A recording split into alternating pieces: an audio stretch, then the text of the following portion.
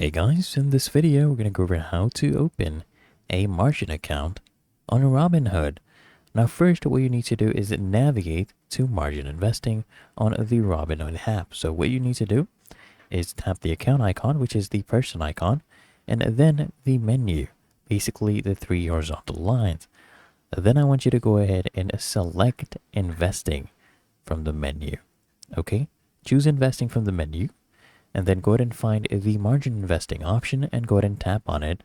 Follow the on-screen instructions to go ahead and apply. And remember, you need to meet the requirements. They have eligibility and appropriateness requirements.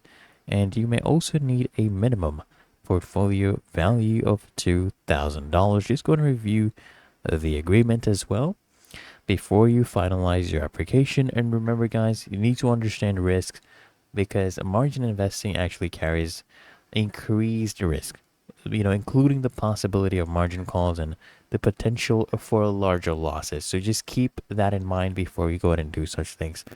I'm just warning you, okay? So just do it if you know what you're doing. But otherwise, it is really that easy and simple. So make sure you smash that like button and subscribe to frequently asked questions.